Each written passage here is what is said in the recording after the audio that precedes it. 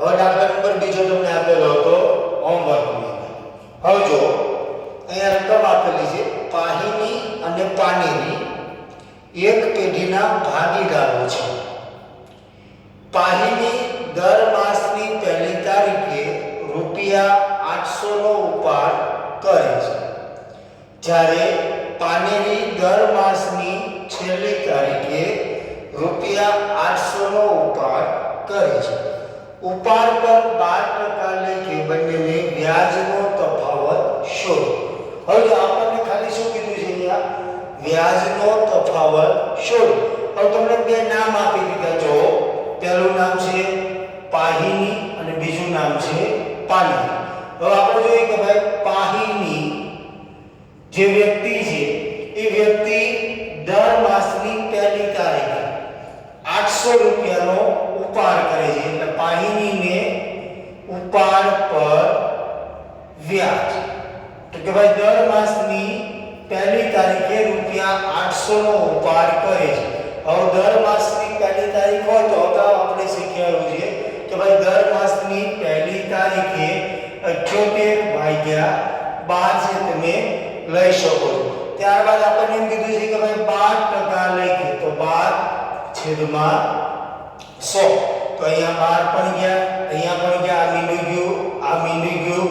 અહીંયા 88 64 નો ચોપડો વિદ્યાર્થી 6 8 7 56 ને 6 62. એટલે આનું વ્યાજ કેટલું આવ્યું? ₹664. હવે આપણે બીજાનો વ્યાજ જોઈ કે ભાઈ ભાગીદાર બીજો છે આપણો કે ભાઈ પાનેરી ને ઉપાડ પર વ્યાજ બરાબર 800. રકમની નીચે જો મિત્રો કે ભાઈ 800, પરંતુ આને શું આપેલું છે? દર માસની છેલ્લી તારીખ. છેલ્લી તારીખ એટલે કઈ છે મિત્રો? આખરની તારીખ છે. આખરની તારીખ છે એટલે આપણે કેટલા લઈ ગઈ કે 67/12 આ 12 ગયા, આ ગયા, આ બે મહિના ગયા. 848 નો આટલો વિદ્યાર્થી 4 48 ને 4 52. આના કેટલા આવી ગયા? 528. હવે બંનેનું આપણે ઉપાડ પર વ્યાજ શોધી નાખ્યું. હવે આપણે ગોતવાનો શું? તફાવત શોધો. તો તફાવત બરાબર પાહીનીનું ઉપાડ પર વ્યાજ માઈનસ પાનેરીનું ઉપાડ પર વ્યાજ. હવે જો મિત્રો કે ભાઈ પાહીનીનું ઉપાડ પર વ્યાજ કેટલું છે? કે ભાઈ ₹624 અને આને કેટલું છે? ₹528. એટલે તફાવત કેટલો આવે છે?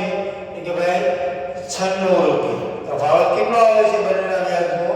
₹96. જો મિત્રો અહીંયા તમને આ રીતે પકડાવું તો ભલે, આ રીતે પકડાવું તો ભલે. દાખલાની અંદર કોઈ એક વ્યક્તિ આપેલી હોય, પરંતુ એનું આપેલું હોય કે ભાઈ પહેલી તારીખ. તો પહેલી તારીખ એટલે કેટલા આવશે?